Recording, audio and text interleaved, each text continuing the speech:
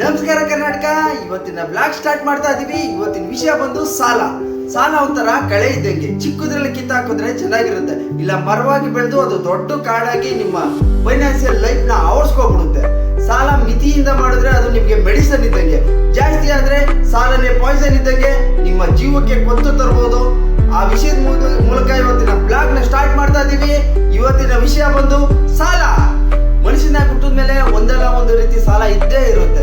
ಹಾಗಾಗಿ ದಯವಿಟ್ಟು ಸಾಲ ಮಾಡೋ ಮುನ್ನ ಯೋಚನೆ ಮಾಡಿ. ಈ ಸಾಲದಲ್ಲಿ 2 ಟೈಪ್ಸ್ ಆಫ್ ಸಾಲ ಇರುತ್ತೆ. ಅದು ನಾನು ಮಾಡಿರೋದು ಒಂದು ಲೀಗಲ್ ಸಾಲ, ಇನ್ನೊಂದು ಇಲ್ಲೀಗಲ್ ಸಾಲಗಳು. ಈ ಲೀಗಲ್ ಸಾಲ ಅಂದ್ರೆ ಬ್ಯಾಂಕಿಂಗ್ ಸೆಕ್ಟರ್ಗಳು, NBFCಗಳು, ಸ್ಟೇಟ್ ಫೈನಾನ್ಸ್ ಇದೆಲ್ಲ ಬರುತ್ತೆ. ಅವ್ರು ಯಾವ ರೀತಿ ಲೋನ್ ಮಾಡ್ತಾರೆ ಅಂದ್ರೆ, ಒಂದು KYC ಮಾಡ್ತಾರೆ, ಅಂದ್ರೆ ನೋ ಯುವರ್ ಕಸ್ಟಮರ್, ನಿಮ್ ಡಾಕ್ಯುಮೆಂಟ್ ಎಲ್ಲ ವೆರಿಫಿಕೇಶನ್ ಮಾಡ್ತಾರೆ. ಆಮೇಲೆ CPV ಅಂತ ಮಾಡ್ತಾರೆ, ಕಸ್ಟಮರ್ ಪಾಯಿಂಟ್ ವೆರಿಫಿಕೇಶನ್. ನಿಮ್ಮ ಲೊಕೇಶನ್ಗೆ ಹೋಗಿ ಅಲ್ಲಿ ಕೇಳೋದು ಜನರನ್ನ, ಆಮೇಲೆ ನಿಮ್ಮ ಬಗ್ಗೆ ಡೀಟೇಲ್ ತಿಳ್ಕೊಳ್ಳೋದು, ಇದನ್ನೆಲ್ಲ ನೋಡ್ತಾರೆ.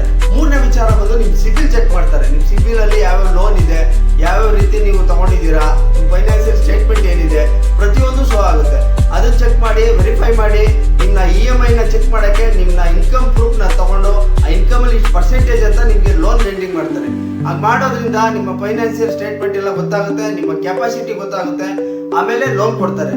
ಇನ್ನೊಂದು ಬಂದು ಇಲ್ಲಿಗಲ್ ಫೈನಾನ್ಸ್, ಅಂದ್ರೆ ಕೈ ಸಾಲ ಕೊಡೋದು, ಆಮೇಲೆ ನಿಮ್ ನೋಡಿ ಕೊಡೋದು, ನಿಮ್ ಫೈನಾನ್ಸಿಯಲ್ ಸ್ಟೇಟ್ಮೆಂಟ್ ಏನು ಚೆಕ್ ಮಾಡ್ದೇನೆ ಲೋನ್ಗಳು ಕೊಡೋದು, ಈ ರೀತಿ ಮಾಡ್ತಾರೆ. ಇಲ್ಲಿಗಲ್ ಫೈನಾನ್ಸ್ ಅಂತ ಬರುತ್ತೆ. ಇಲ್ಲಿಗಲ್ ಅಂದ್ರೆ ಸುಮ್ಮನೆ ಕೊಡೋದು, ಅದು ರೇಟ್ ಆಫ್ ಇಂಟ್ರೆಸ್ಟ್ ಜಾಸ್ತಿ ಇರುತ್ತೆ, ಕೈ ಸಾಲಗಳಿರುತ್ತೆ, ಆಮೇಲೆ ಸಿಂಗಲ್ ಡೇ ಬಡ್ಡಿ ಅಂತ ಇರುತ್ತೆ. ಅಂದ್ರೆ ಬೆಳಿಗ್ಗೆ ದುಡ್ಡು ಕೊಟ್ಟು ಸಾಯಂಕಾಲ ವಸೂಲಿ ಮಾಡೋದು, ಅದು 10%ಗಿಂತ ಜಾಸ್ತಿ ಇರುತ್ತೆ. ಹಣ್ಣು ತರಕಾರಿ ಮಾಡುವಂಥವ್ರು, ಆಮೇಲೆ ಡೈಲಿ ವ್ಯಾಪಾರ ಮಾಡುವಂಥ ವ್ಯಾಪಾರಸ್ಥರು ಈ ರೀತಿ ಲೋನ್ಗಳನ್ನ ತಗೋತಾರೆ. ಅದರಿಂದ ಏನಂದ್ರೆ, ಇವ್ರೇನು ಡಾಕ್ಯುಮೆಂಟ್ ಇಸ್ಕೊಳ್ಳಲ್ಲ, ನಿಮ್ಗೆ 5,000 10,000 ಕೊಡ್ತಾರೆ. 1,000 ಕೊಟ್ಟರು ಅಂತಂದ್ರೆ ಸಾಯಂಕಾಲ 100 ರೂಪಾಯಿ ಸೇರಿಸಿ 1,100 ರೂಪಾಯಿ ಬಡ್ಡಿ ಕೊಡಬೇಕು. ಇಲ್ಲ ಅಂದ್ರೆ ಅದನ್ನ ಕೌಂಟ್ ಮಾಡ್ತಾ ಹೋಗ್ತಾರೆ. 1,000ಕ್ಕೆ ದಿನಕ್ಕೆ 100 ರೂಪಾಯಿಗೆ ಕೌಂಟ್ ಮಾಡ್ತಾ ಹೋಗ್ತಾರೆ. ಈ ರೀತಿ ಎಲ್ಲ ಮಾಡ್ತಾರೆ. ಅದು ಇಲ್ಲಿಗಲ್ ಬಡ್ಡಿಗೆ ಸೇರುತ್ತೆ.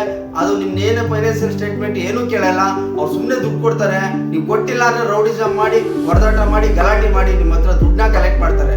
ಈಗ ಮಾಡೋದು ಇಲ್ಲಿಗಲ್ ಫೈನಾನ್ಸು. ಅದರಿಂದ ಆಗೋ ಉಪಯೋಗಗಳು, ದುರುಪಯೋಗಗಳು, ಇದ್ರ ಬಗ್ಗೆ ಮಾತಾಡ್ತೀವಿ. ಕೆಲವೊಂದು ಎಕ್ಸಾಂಪಲ್ ಕೊಟ್ಟು ನೀವು ಯಾವ ರೀತಿ ಜನರು ಅನುಭವಿಸ್ತಾ ಇದ್ದಾರೆ ಅನ್ನೋದ್ರ ಬಗ್ಗೆ ಇವತ್ತು ವಿಷಯ ಮಾತಾಡ್ತಾ ಇದ್ದೀವಿ. ಇವತ್ತಿನ ನನ್ನ ಮೊದಲ ಎಕ್ಸಾಮ್ ಬಂದು ರಾಘು ಒಂದು common degree holder, is banking employee. ಅವನಿಗೆ ಪ್ರೆಸೆಂಟ್ ಬಂದು 1.25 ಲಕ್ಷ ಸ್ಯಾಲ್ರಿ ಬರ್ತಾ ಇದೆ. ಮುಂಚೆ ಅವನು ಬ್ಯಾಂಕಿಂಗ್ ಸೇರಿದಾಗ 18,000 ಸಾಲ ಇತ್ತು. ಹಾಗಾಗಿ ಅವ್ನ ಲೈಫ್ ಸ್ಟೈಲು ಅಷ್ಟು ಚೆನ್ನಾಗಿತ್ತು. ಅದಾದ್ಮೇಲೆ ಸಂಬಳ ಯಾವಾಗ ಜಾಸ್ತಿ ಆಯ್ತು, ಅವ್ನ ಲೈಫ್ ಸ್ಟೈಲ್ ಬದಲಾಗ್ತಾ ಬಂತಾಯ್ತು. ಪ್ರತಿದಿನ ಅವ್ನು ಏನ್ ಮಾಡ್ತಾ ಇದ್ದ, ಸಣ್ಣ ಪುಟ್ಟ ಹೋಟ್ಲಲ್ಲಿ ಊಟ ಮಾಡ್ತಾ ಇದ್ದನು, ಸ್ಟಾರ್ ಹೋಟ್ಲಲ್ಲಿ ಊಟ ಮಾಡಕ್ ಸ್ಟಾರ್ಟ್ ಮಾಡ್ದ. 3 ಪರ್ಸನಲ್ ಲೋನ್ ತಗೊಂಡಿದ್ದಾನೆ, 3-4 ಕ್ರೆಡಿಟ್ ಕಾರ್ಡ್ ತಗೊಂಡಿದ್ದಾನೆ. ಅವನಿಗೆ 1.25 ಲಕ್ಷ ಸಂಬಳ ಇದ್ರೂ ಕೂಡ ಆ ಫೈನಾನ್ಸಿಯಲ್ ಮ್ಯಾನೇಜ್ಮೆಂಟ್ ಮಾಡಕ್ ಬರ್ತಾ ಇಲ್ಲ. ಹಾಗಾಗಿ ಸಿಕ್ಕಾಪಟ್ಟೆ ಸಾಲ ಮಾಡ್ಕೊಂಡವನೆ, ಇಲ್ಲಿಗಲ್ ಸಾಲ ಮಾಡ್ಕೊಂಡಿದ್ದಾನೆ, ಆಪಲ್ ಸಾಲ ತಗೊಂಡಿದ್ದಾನೆ, ಕೈ ಸಾಲಗಳು ಕೊಡ್ತಾ ಹೋದ್ರು ಅವ್ನ ಪ್ರೊಫೆಷನ್ ನೋಡಿ. ಹಿಂಗಾಗಿ ಅತಿ ಹೆಚ್ಚು ಸಾಲ ಮಾಡ್ಕೊಂಡಿದ್ದಾನೆ. 1.25 ಲಕ್ಷ ಸಂಬಳ ತಗೊಂಡ್ರು ಕೂಡ ಅವ್ನ ಲೈಫ್ ಈಗ ಹೇಗಾಗಿದೆ ಅಂದ್ರೆ 40ರಿಂದ 50 ಲಕ್ಷ ಸಾಲ ಮಾಡ್ಕೊಂಡಿದ್ದಾನೆ. ಅದು ಫೈನಾನ್ಸಿಯಲ್ ಕಂಡೀಷನ್ ಅವ್ನು ಗೊತ್ತಿಲ್ದೇನೆ, ಈಸ್ ಬ್ಯಾಂಕ್ ಎಂಪ್ಲಾಯಿ ಆಗಿದ್ರು ಕೂಡ ಅವನಿಗೆ ಸಾಲ ಹೆಂಗ್ ಮಾಡ್ಬೇಕು, ಏನ್ ಮಾಡ್ಬೇಕು ಅಂತ ಗೊತ್ತಾಗ್ದೇನೆ ಹೈ ಲೈಫ್ ಸ್ಟೈಲ್ ಮಾಡ್ಕೊಂಡು ದೊಡ್ಡ ರೆಸ್ಟೋರೆಂಟ್ಗಳಿಗೆ ಹೋಗೋದು, ದೊಡ್ಡ ಬಾರು ಪಬ್ಗಳು ಹೋಗೋದು, ದುಡ್ಡನ್ನ ಖರ್ಚು ಮಾಡೋದು, ಸುಮ್ಮನೆ ಸ್ನೇಹಿತರುಗಳು ಅವ್ರನ್ನ ತಗೊಳ್ಳೋದು, ಬಿಲ್ಡಪ್ ಕೊಡೋ ಸ್ನೇಹಿತರು ಎಲ್ಲರನ್ನು ಸ್ನೇಹ ಮಾಡ್ಕೊಂಡು ಅವ್ನೇನ್ ಮಾಡ್ತಾ ಇರ್ತಾನೆ ಅಂದ್ರೆ, ಬೆಳಿಗ್ಗೆ ಎದ್ರೆ ಸ್ನೇಹಿತರ ಜೊತೆ ಸೇರೋದು, ಸಿಗರೇಟ್ ಹೊಡೆಯೋದು, ಎಣ್ಣೆ ಕುಡಿಯೋದು, ಹಿಂಗ್ ಮಾಡಿ ಲ್ಯಾವಿಸ್ ಲೈಫು. ಸಿಕ್ಕಾಪಟ್ಟೆ ಸಾಲ ಮಾಡ್ಕೊಂಡಿದ್ದಾನೆ. ಸಣ್ಣ ಪುಟ್ಟ ಬ್ರ್ಯಾಂಡೆಡ್ ಬಟ್ಟೆ ಹಾಕ್ತಿದ್ದವನು ಕಾಸ್ಟ್ಲಿ ಬ್ರ್ಯಾಂಡೆಡ್ ಬಟ್ಟೆ ಹಾಕೋದು, ದೊಡ್ಡ ಶೂಗಳನ್ನ ತಗೊಳ್ಳೋದು, ಹೊಸ ಅಪ್ಡೇಟೆಡ್ ಮೊಬೈಲ್ಗಳನ್ನ ತಗೊಳ್ಳೋದು, ಈ ತರ ಲ್ಯಾವಿಸ್ ಲೈಫ್ ಮಾಡಿ ಅವ್ನ ಫೈನಾನ್ಸಿಯಲ್ ಕಂಡೀಷನ್ ಫುಲ್ ಹಾಳು ಮಾಡ್ಕೊಂಡಿದ್ದಾನೆ. ಈಗ ಬ್ಯಾಂಕ್ ಅವರು ಇವರು ಕಲೆಕ್ಷನ್ ಅವ್ರು ಬಂದ್ರೆ ಔಸ್ಕೊಂಡು ತಿರ್ಗಾಡ್ತಾ ಇರ್ತಾನೆ. ಮಿನಿಮಮ್ ಅಂದ್ರೆ 1 ವರ್ಷಕ್ಕೂ 4 ಮನೆ ಚೇಂಜ್ ಮಾಡ್ತಾ ಇರ್ತಾನೆ, 4 ಸಿಮ್ಮು ಚೇಂಜ್ ಮಾಡ್ತಾ ಇರ್ತಾನೆ. ಅವ್ನ ಸಿಬಿಲ್ ಅಕೌಂಟ್ ಹೋಗಿದೆ. ಆ ಸಿಬಿಲ್ ಹಾಳಾದ್ರಿಂದ ಅವ್ನಿಗೆ ಈಗ ಎಲ್ಲೂ ಕೆಲಸ ಸಿಗ್ತಾ ಇಲ್ಲ. ಈಗ ಅವ್ನು ಏನ್ ಮಾಡ್ಬೇಕು ಅನ್ನೋದು ಅವ್ನಿಗೆ ಗೊತ್ತಾಗ್ತಾ ಇಲ್ಲ. ಹಾಗಾಗಿ ಇವತ್ತಿನ ಫಸ್ಟ್ ಜೆಂಟ್ಸ್ ಎಕ್ಸಾಮ್ ಬಂದು ರಾಘು.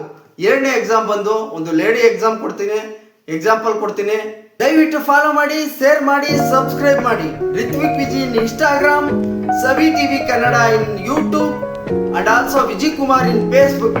ದಯವಿಟ್ಟು ಶೇರ್ ಮಾಡಿ, ಫಾಲೋ ಮಾಡಿ, ಲೈಕ್ ಮಾಡಿ, ಸಬ್ಸ್ಕ್ರೈಬ್ ಮಾಡಿ.